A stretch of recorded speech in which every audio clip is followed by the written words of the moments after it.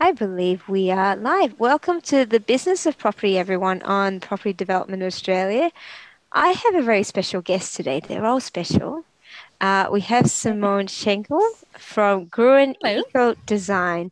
And feel free to join the Zoom room if you have the link. It should be at the events page. And Simone is going to be sharing with us her experience and what she does with Gruen Eco Design. She's a certified passive house designer, which is all very cool in my world. Simone, welcome to the business of property.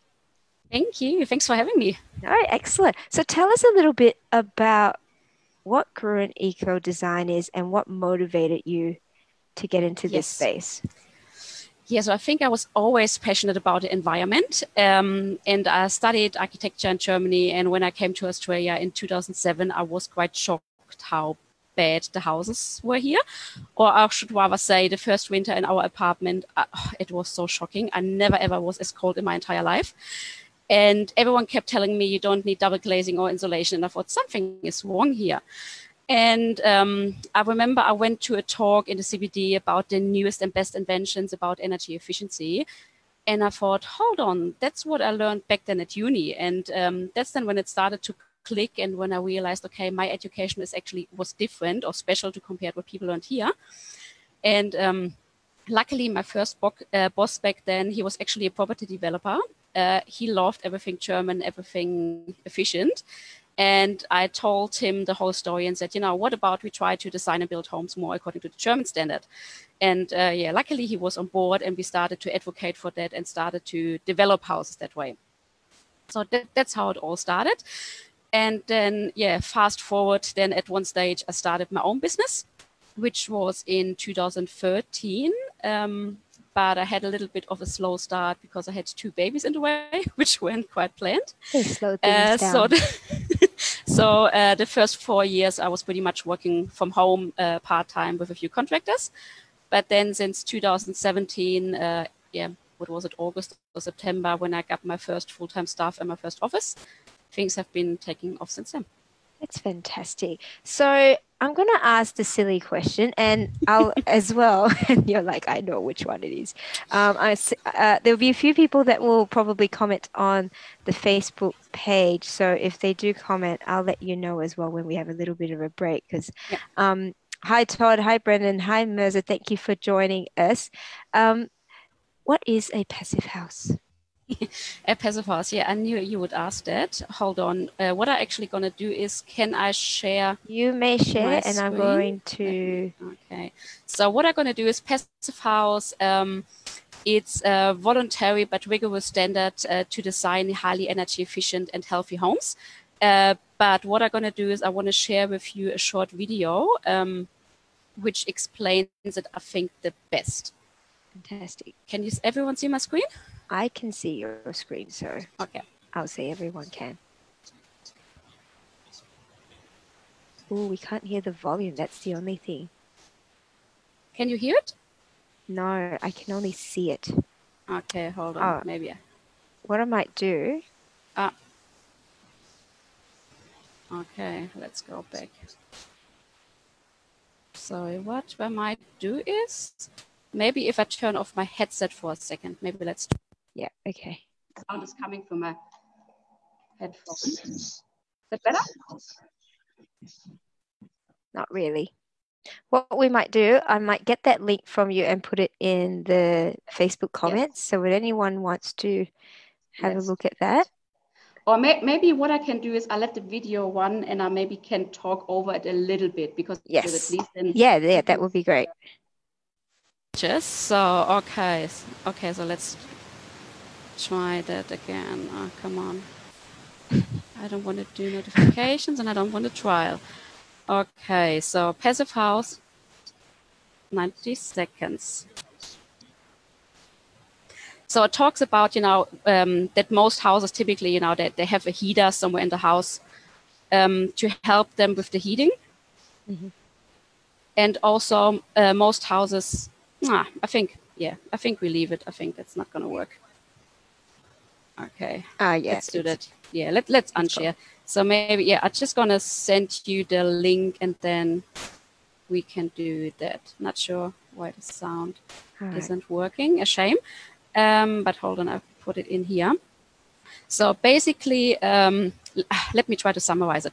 So if a house is really well insulated and doesn't have any air gaps or thermal bridges and has proper insulation, then you actually don't need much heating in the house.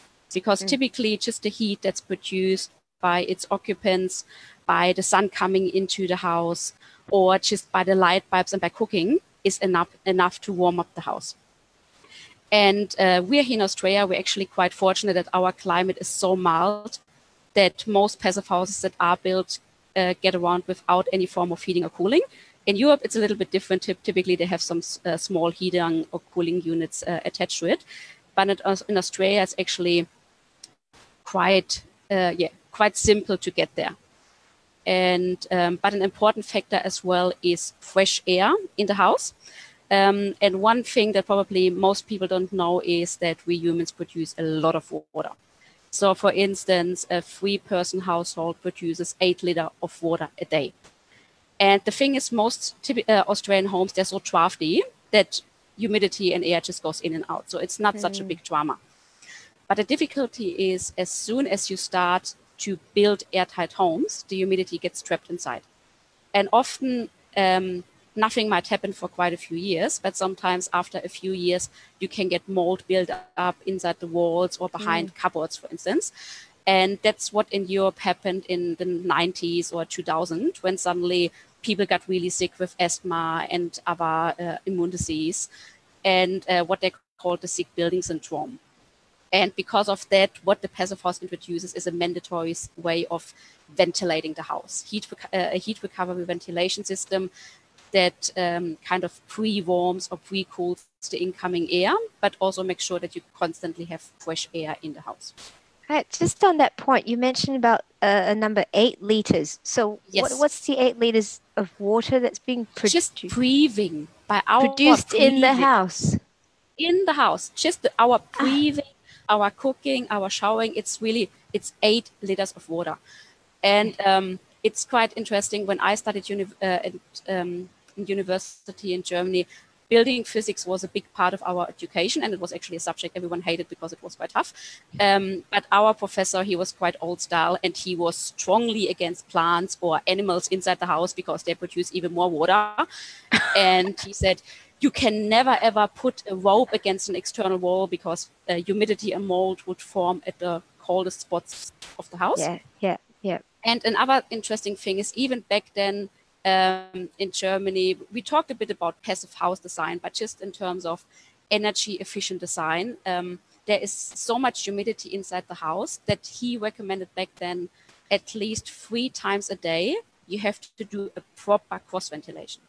So that means you have to open windows properly. We're not talking about the awning or something. We're talking about for 10 or 15 minutes opening windows on opposite sides. Otherwise, you can get issues with humidity. But now imagine if it's really hot or really cold outside, you would never ever do that. So that means, you get into a little bit of problems when you have an energy. There goes the dogs, Alex. Yeah. No dogs in the house. Yeah. We were always laughing about him. He was a bit extreme, but he had a bit of a point. Yeah, okay. Yes, it was a bit extreme. So, all right. So, I mean, you highlighted a few things there as to what the benefits are, but what are the main things for people to consider with Passive House? Yeah. So I would really strongly recommend to watch this video, Passive House in 90 seconds. It really explains it nicely with plain words. But the big issue I see with building here in Australia is that the energy ratings, they're all good and nice. But unfortunately, energy rating is just a theoretical rating on paper. So that means even if on paper you have a 6, a 7, or 8-star rating, you have no guarantee at all how the house is actually built. Because according to the building regulations, the insulation has to be done well, everything has to be sealed well. But sadly, no one is responsible. Neither the builder, nor the designer, nor the architect, nor the building surveyor. No one will actually check the insulation. And what they have done is they have tested many 7, 8, or 9-star houses, and a lot of them they performed with 2 or 3 stars. So it was actually quite shocking. And Right. what they did with those houses as well, they did blower door tests so that they pressure test the house to see how much air leakage there is. Mm. And so you have to imagine that the quantity or how they quantify it is air changes per hour. So how many total air changes per hour does your house have? So imagine your house, if it's 1 hour, the entire air inside your house would be exchanged once. Yeah. So for instance, a passive house standard assumes zero 0.6, so a bit less than one exchange. The Australian standard now aims at 10. But however, most houses have been tested, even the new builds, with 14 or 15 on an average. And in theory, if you take it bluntly, that's almost like living in a tent. So there's almost nothing there. Like imagine, the entire air inside your house gets exchanged 14 times per hour. So no wonder everyone is heating like crazy and the houses don't stay warm. Or everyone has to, the air conditioning has to run constantly and the houses don't stay cool in summer. But that shouldn't be the case. The houses should stay, they should be able to keep the temperature a little bit. Mm. And that's a big issue with the energy rating itself. But the nice thing with the passive house is that it's quantifiable. So there is lots of techniques and physics and things behind it. So the passive house standard started in 1990s in Germany and Switzerland. And there is a lot of science into it. But the thing is, lots of calculations and things. But you actually get at the end what is on paper. So Right. for once, everything is detailed on paper, but it's also tested actually on site, that you prove that the details are done how they need to be and that the house actually is as airtight as you wanted it to. So is passive house the same as a 10-star rated house? No, not really. A 10-star rated house, again, is only on paper. So in theory, a 10-star rated house wouldn't need any additional heating or cooling. Mm-hmm. But it's not quantifiable. So if you had really bad luck and you had a builder who doesn't have a clue and builds the windows in or the insulation in poorly, you might actually have a poor performing house. Yeah. So Okay. that's the thing a bit with energy ratings and with passive solar design. It can go well. So you can end up with a really nice, well-performing house, Mm-hmm. but it can also turn out really sour. So it's a bit of a lottery thing. You don't really know what you're getting. So is theoretically a 10-star rated house meant to be a passive house, but it's just that we're not testing it? Partially. Okay. To some degree. Okay. What are the regulations now? So who's sort of certifying in Australia whether a house is passive or not? So how it happens is, for once, you have to do a lot of details. So during the design process, you have to make sure that for once you have a continuous insulation layer around the house. So you can't have any gaps somewhere. You need thicker insulation than for normal houses. You can't have any thermal bridges. So thermal bridges, you have to almost imagine like a thermal highway. So steel, for instance, is a really good thermal conductor. So if you had a steel element going from the inside of your house to the outside, the cold and heat could just travel through it. And with the passive house, you also have to show that this is not happening.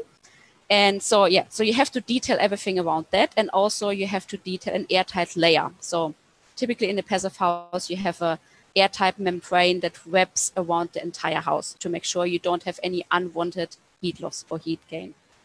And then once all the drawings are done, you calculate it. And like I said before, there is a lot of science behind it. And so you have to calculate everything on paper, and they calculate thermal bridges, penetration. So kind of each screw almost that goes into the house has to be calculated to make sure that there isn't a thermal problem. And then once the house is built, you have to do a photo documentation to prove that the details are actually done how they were meant to be. And then everything gets checked off by an independent certifier again. So it's a lot of cost Okay. checking. So are there some examples of obviously projects that you've done that and I know you've been working on your property as well. Yes. Talk to us about that, because that's an existing property.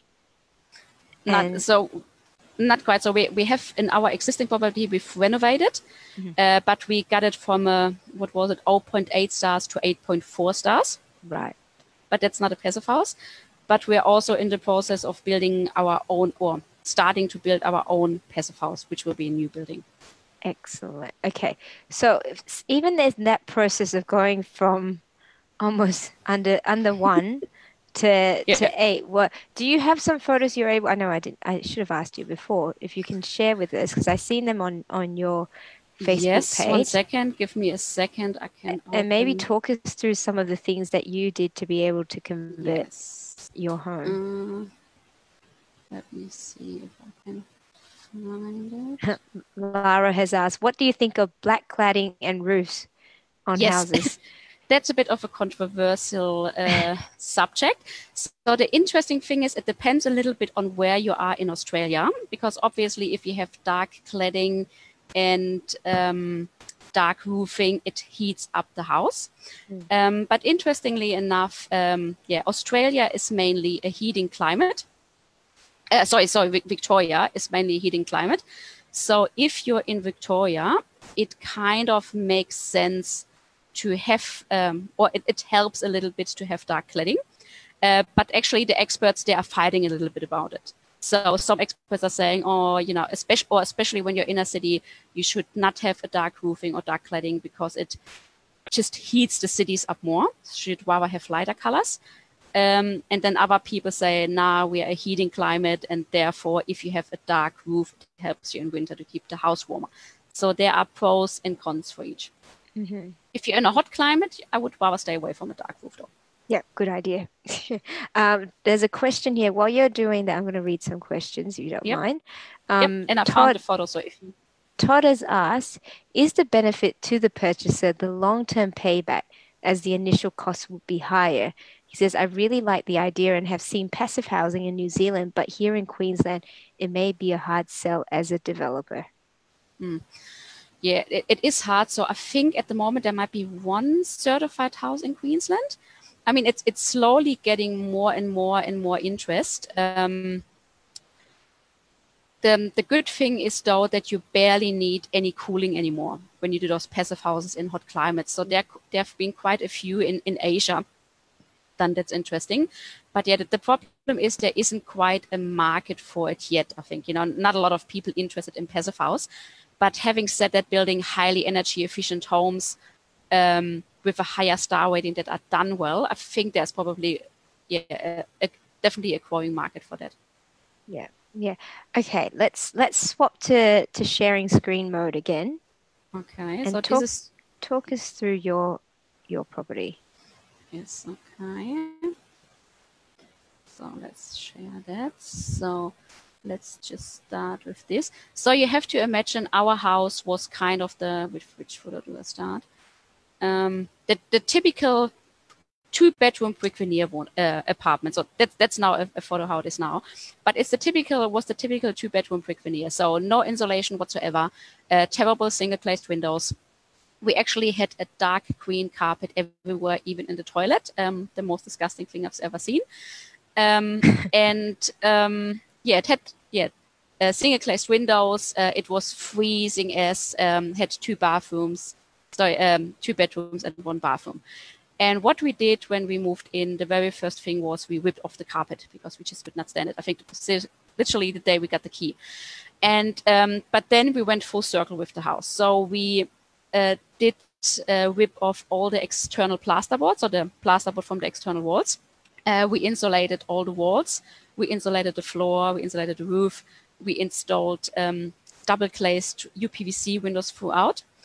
We also,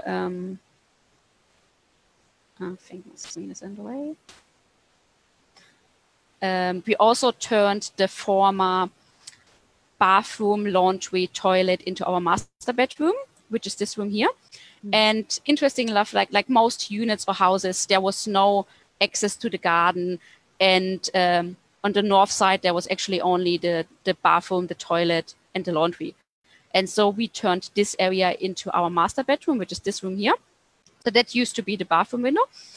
And obviously we could have made it larger or something, but we wanted to do something quite cost effective because originally it was meant to be a bit of a flip for us. So we didn't want to change window sizes. And what we did then is we changed one of the linen cabinets and turned it into a European laundry in order to fit in the laundry again. So that's just the bedroom. And then, yeah, so we ended up with 3 bedrooms. Yeah, that was on a sustainable house day.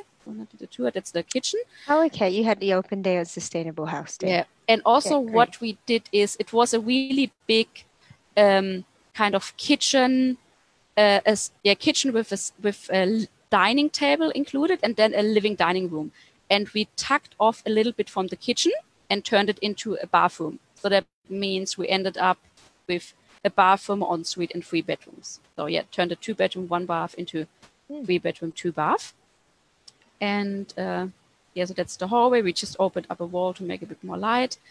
And we did some, little things. So we took a wall out here.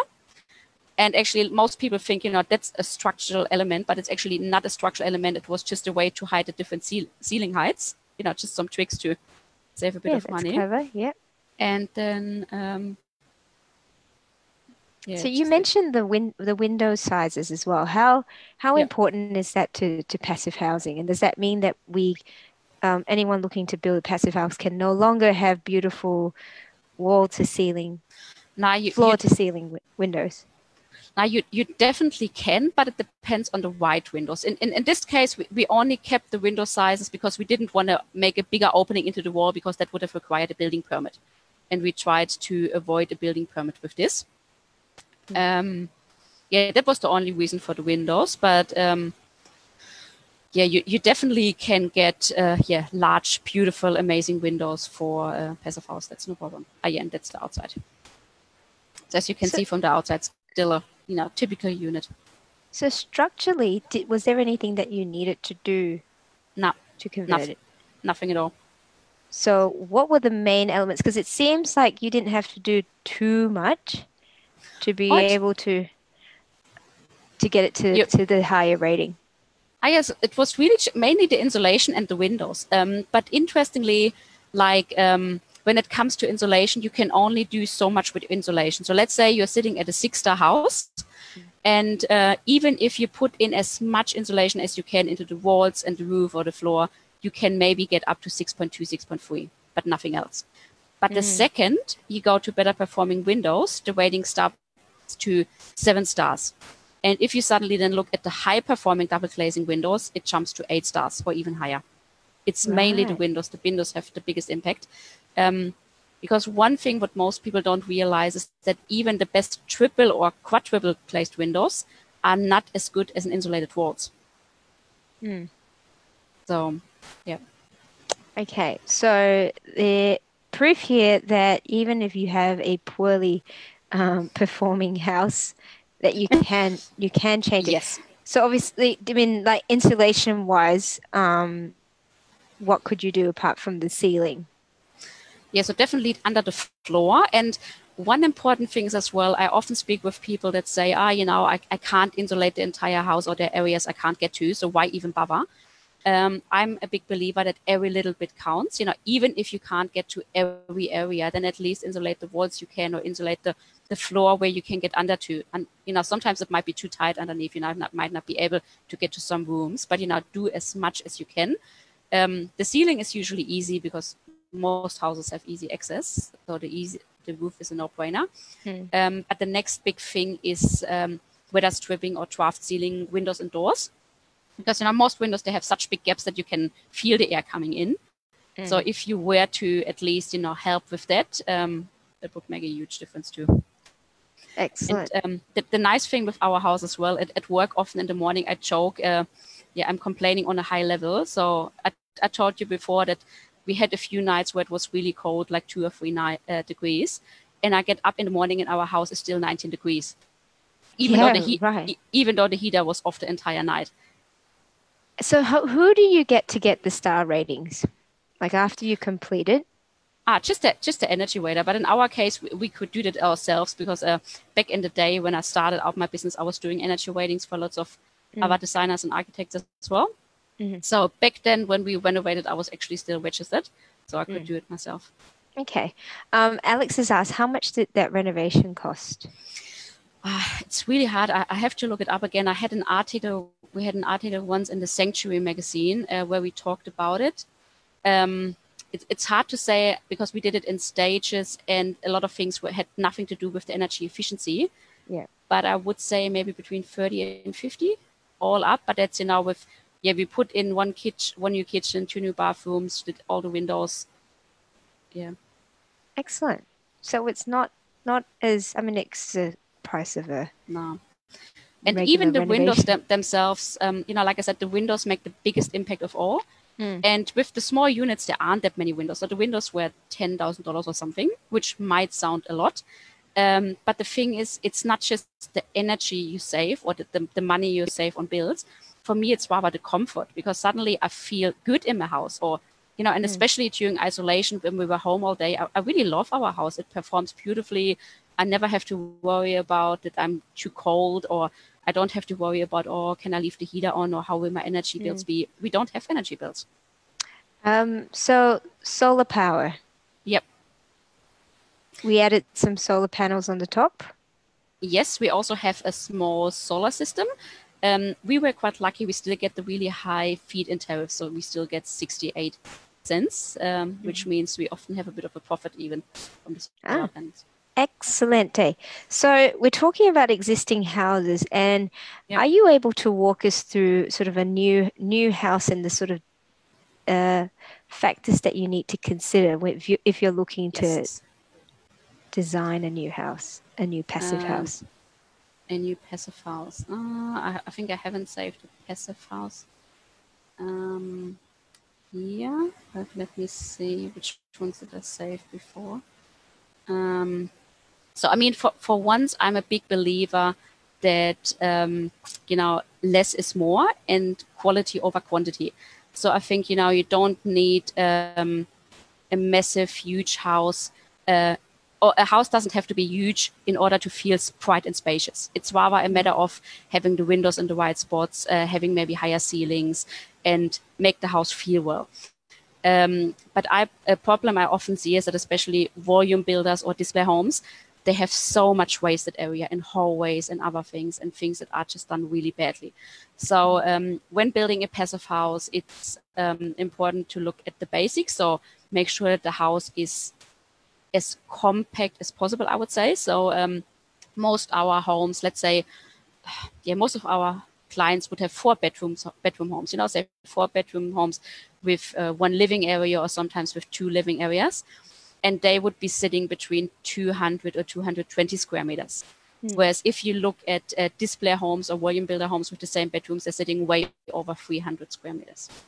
Mm. And so that's a bit of the one thing you need to look at to come up with a bit of a compact house. But otherwise, in terms of designs or styles, everything is possible, no matter if you want a Hampton style house or a mid-modern or ultra-modern, or if you want it to look like an eco shack. Any design style, any external finishes, everything is possible. Okay, radio. So is this one of your designs here, or an example of a passive Yes, they're house? all designs. I just need to see. But now they're actually all renovations. So that was a renovation to an old house as well. Now I think I just saved renovations here. Yeah, they were all. So Alex has asked, how do you persuade property developers to invest in passive house? Apart from the fact that designing and building passive house is the right thing to do from a moral point of view, what are the Yes. financial benefits for a property developer? Ah, the, This, the, the difficulty is if it's someone doing for themselves or if it's something they keep, if you want to rent it out or if you have to pay the bills or something yourself, then it gets fairly easy because your monthly expenses are almost zero. Hmm. But if it's just a matter of resale value, then at the moment it might be a bit more difficult to get actual buyers that are interested. But I think one problem is that most buyers or people aren't educated yet and they don't know the value of it. So one really interesting example with the Passive House Institute, we had a bit of a talk a couple of months ago from a developer who has childcare centers. and she has 3 childcare centers. So one was done to standard, Australian standard, one was done to the best Green Star rating, and one was recently completed. No, I think actually it was completed about a year ago, but they got the certification recently that they are Passive House certified. And that's, so one which is certified Passive House. And I think it was something like the 6-star childcare center has energy bills each year of around $40,000 or $50,000 when it comes for heating and cooling and electricity and all those things. I think the Green Star house had something like 15 or so. But then the interesting bit was that the certified Passive House, I think, had 100 or 200, and that was the little bit left over after they paid all the monthly fees for everything. And she said she had never thought what the difference would be, and also how much happier everything is in the actual premises, because the house feels so amazing and so much light in, and everything's so healthy. And so she's completely convinced, and she will do it again, because it was a really great return on her investment. And if people are interested, there are quite a few studies from overseas, though, where people have even checked with students in school, for instance, that they learn much better in those healthy environments that in Passive House schools. Or when it comes to office buildings, that people actually are less sick and there's less turnaround and less depression. So there is a lot of things going on in the background about those healthy homes. Where is it? I think around Ballarat, there is currently one developer group. They're trying to build a big office building to Passive House standard, and they're currently looking for investors. So there are a few things happening in Australia at the moment. Okay, so definitely benefits from a longer term hold or an owner occupier. So what is the difference in terms of cost? So if you're talking, and it's, I guess it's difficult to compare apples with apples. Yeah. I mean, it's difficult to say an actual cost, because how long is a piece of string, and every builder is so different. One difficulty that I find is that people often compare Passive House cost with volume builder cost. And the thing is, volume builders, they're much, much lower than a Passive House could be. But if you compare a Passive House with a custom builder, it doesn't need to be that much. And there also have been some studies that if you design it smartly, they can cost the same, or let's say an average of 10 or 20% more. But rather you compare it with a custom design home and not with a volume builder or big builder. Yeah, so I guess if you compare it from a square meter rate, it's going to be, you can't beat with the volume builder. But then again, like you said, they are building larger houses as well. Yep. And that's the thing as well. So let's say if you build 300 square meter at $2,000, or if you're building 200 square meter at $3,000, so you can kind of end up with the same, but with much better quality rather than just quantity. Yeah. So what is I had a question in my mind. Typically, in terms of the materials, sorry, that was it. In terms of what the buildings should be built of, is there different things like, if you built with Hebel, if you built with SIP panels, if you are there construction systems and types as well that are more beneficial to produce a passive house? It depends. Yes and no. In theory, this is just a project we're doing at the moment to townhouse development, where the client wants to keep the unit at the back. So the unit at the back is a single story, and they want to build that to Passive House standard. And the front one, they want to sell to fund the back unit. And that will be just too high energy rating. So we're not going to go the full way to Passive House, because probably they might not... they might not appreciate it, and just some renderings. So back to materials. So yes and no. I personally am a big fan of structural insulated panels, just because the construction goes a bit faster, because it's partially prefabricated way of building, and also there is a bit less room for error, because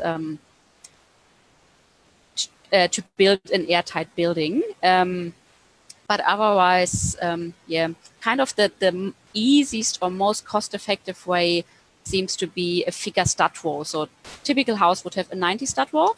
And then for the passive house, you need to go to the 140 mil stud wall in order to fit in the proper insulation. To a lot, That's yeah. what a lot of people do in that instance. Mm. But we're also building a passive house with hempcrete at the moment, or we're detailing it, which is really exciting.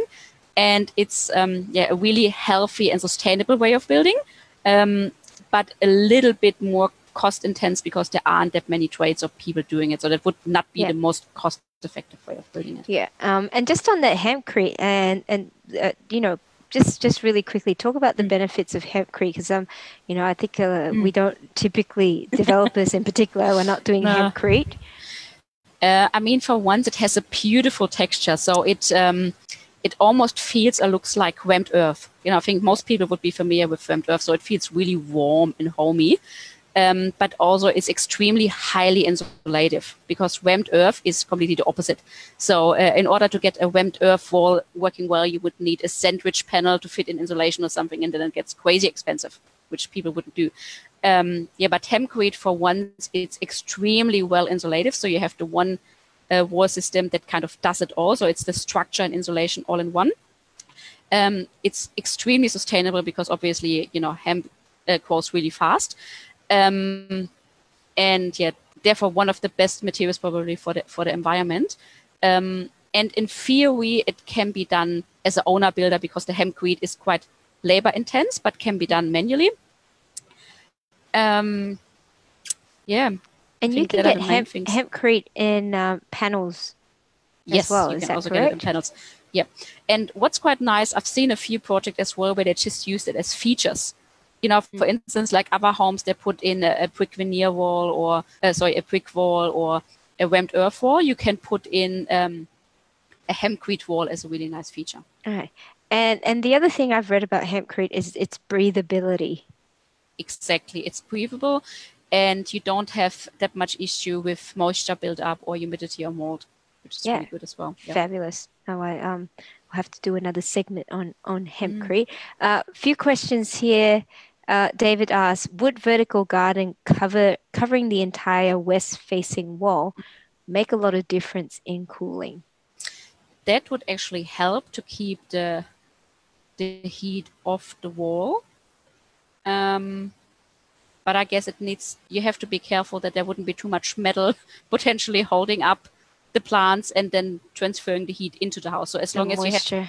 yeah, as you had proper insulation, that would help. But yeah, so would any kind of shading a western wall.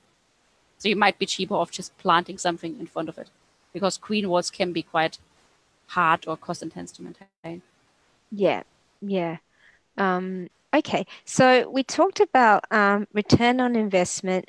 So what would you say as someone who designs, you know, passive house, what would you say to encourage people to think about it in their developments or in Yeah. their home building? Yeah, I think, I mean, for once, having an energy efficient home should not cost more, or it doesn't have to cost more. You just have to follow some general basic when it comes to the design and the layout of the house, that you have your living areas to the north, that you don't overshadow yourself too much, that you don't have too much articulation.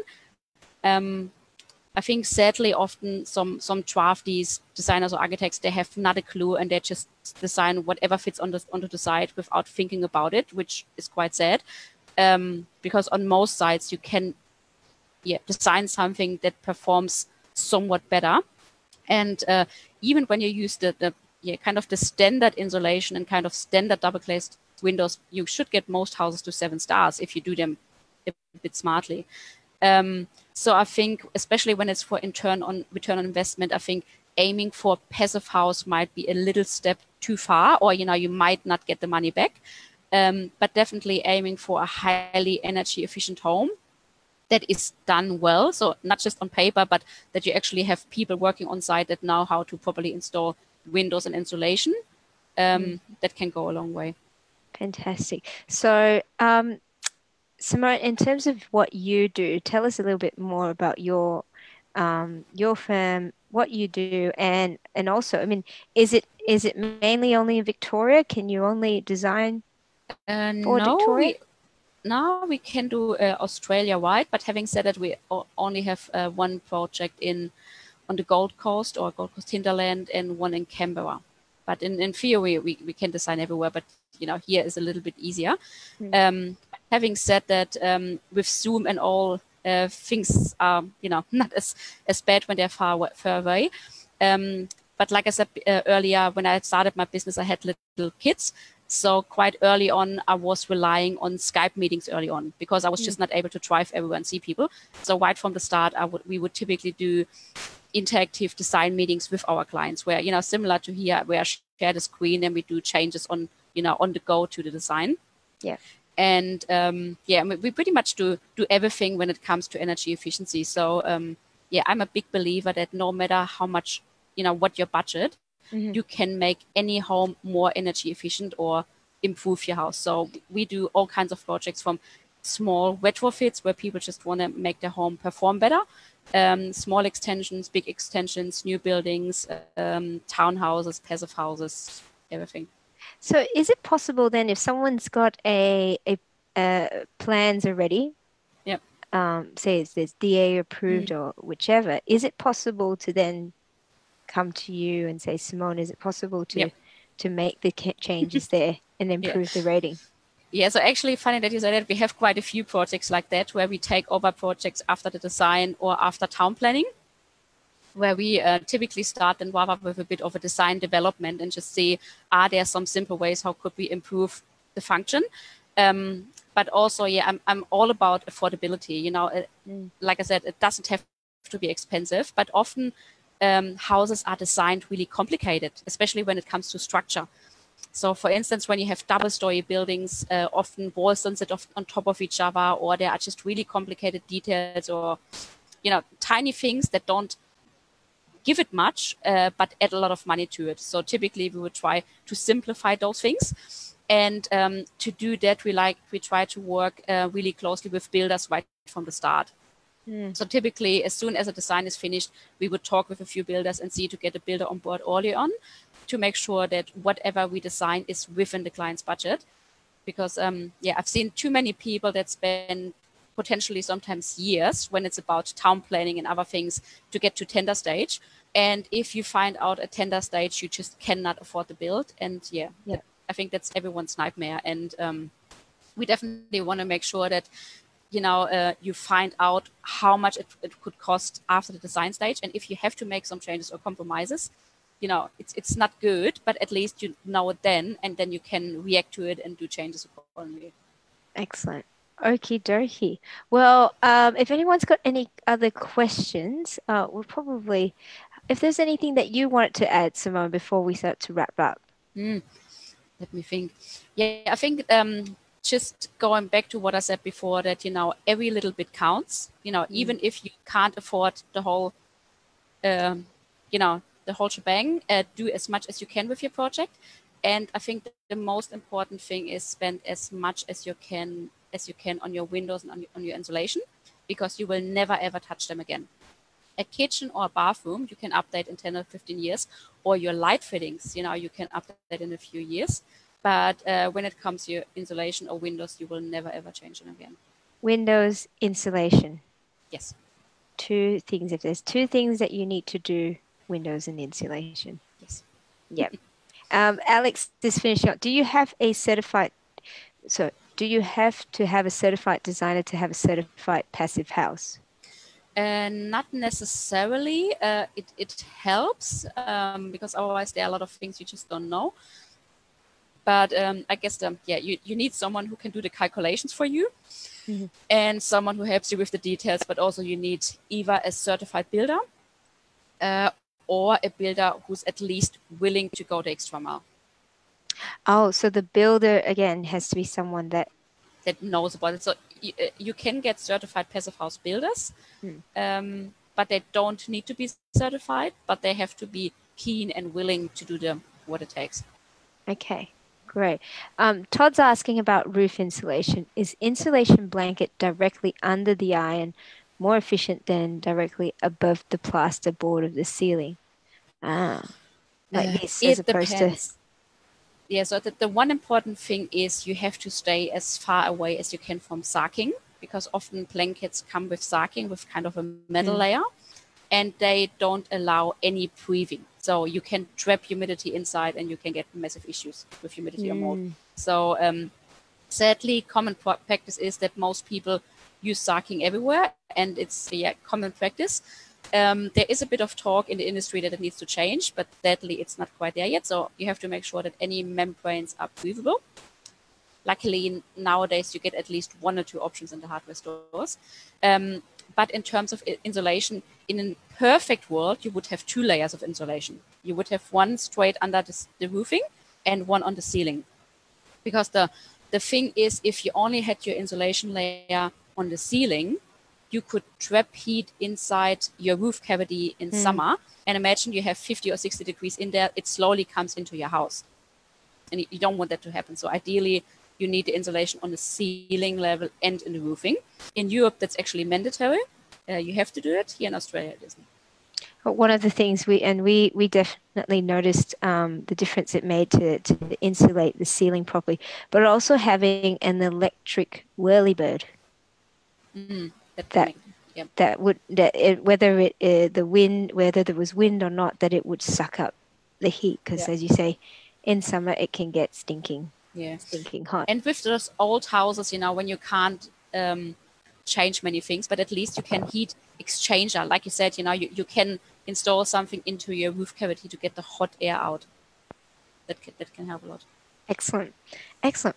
Well, I can't see any more questions. And Sean says, sorry guys, got in late. I'll catch up on the beginning shortly. Thank you. Thank you for tuning in. There is a recording and you can obviously watch it again in the videos section of the Property Development Australia Facebook page. Thank you so much, Simone. Awesome. Thanks for That having was me. I hope it was not too technical. no, I absolutely enjoyed it. And I hope I think there were a few people that did as well. I think it is important that we do just little bits and pieces to make things Yes. like from a personal point, we've done a few things to increase insulation and the Yeah. windows, and it's made a huge difference, even Mm. though and you said, with rental houses in Yeah. particular, even a small house, and if Mm. it's not well insulated, it is freezing. But having said it, just two tiny things I just remember when it comes to incentives, because sadly Australia is so far behind. Europe has, or Germany has a few amazing incentives to get developers on board. So, for instance, if you do go above and beyond with energy efficiency methods, with windows or insulation, you get interest-free mortgages. So, you can borrow extra money from the banks.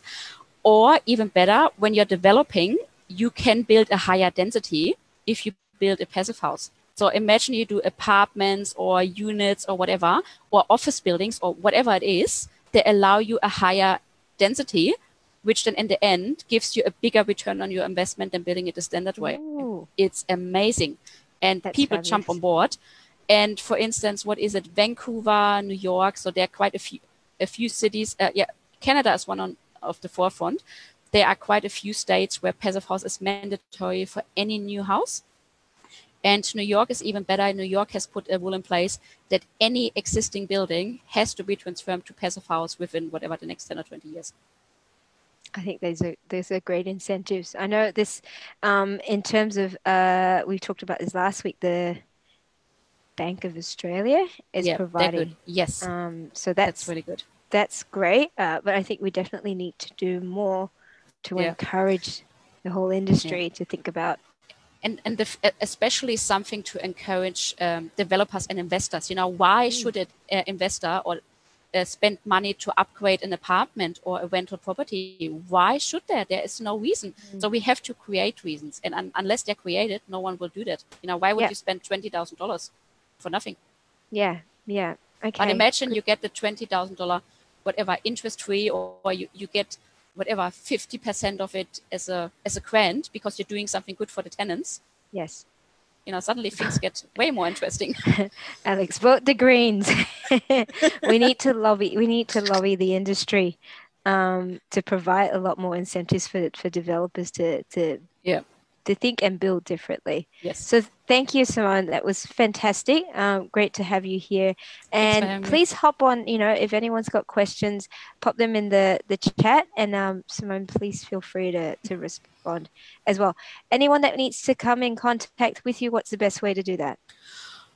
Either look us up on our website, gruenecodesign.com.au, or Facebook or Instagram, Gruen Eco Design. Excellent. And Great. I'm constantly trying to write heaps of blog posts about how to make your home more energy efficient, or where to save money, or what not to do. So there's I try thorough to keep the I content flowing. thoroughly enjoy them. That's Thank great. you. Well, you stay warm I and will. and stay safe. Thanks you very much again. Thanks, Thanks everyone. everyone that tuned in. Alex, Sean, everyone in the Facebook land. We will see you again very soon. Thank you. Cheers. Bye. Bye.